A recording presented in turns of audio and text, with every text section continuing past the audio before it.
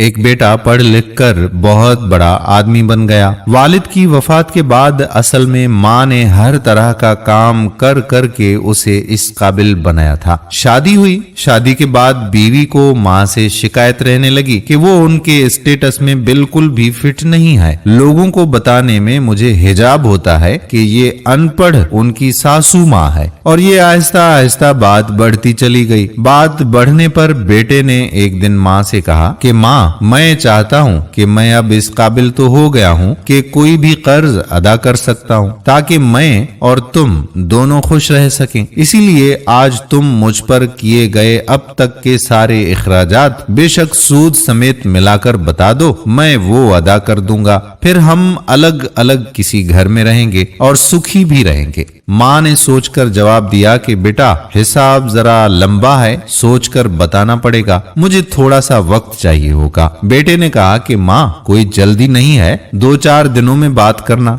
रात हुई, सब सो गए। माँ ने एक जग में पानी लिया और बेटे के कमरे में आ गई। बेटा जहाँ सो रहा था उसके एक तरफ पानी डाल दिया। बेटे को जब बिस्तर गीला महसूस हुआ तो करवट ले ली। माँ ने दूसरी तरफ भी पानी डाल दिया। बेटे ने जिस तरफ भी करवट ली, माँ उसी तरफ पानी ही डालती रही। आखिर वो नींद से बेदार हो गया। परेशान होकर बेटा उठकर चीखने लगा और चीख कर बोला कि माँ, ये क्या किया, मेरे बिस्तर को पानी पानी क्यों कर डाला? माँ बोली, बेटा, तूने मुझसे पूरी जिंदगी का हिसाब बनाने को कहा था ना। मैं अभी ये हिसाब लगा रही थी कि मैंने कितनी रातें तेरे बचपन में तेरे बिस्तर गीला कर देने से जागते हुए काटी हैं। ये तो पहली रात है और तू अभी से घबरा गया। मैंने तो अभी हिसाब शुरू भी नहीं किया है जिसे तू अदा कर पाएगा। माँ की इस बात ने बेटे के दिल को झंझोड़ कर रख दिया। फिर वो रात उसने सोचने में ही गुजार दी। शायद उसे ये एहसास हो गया था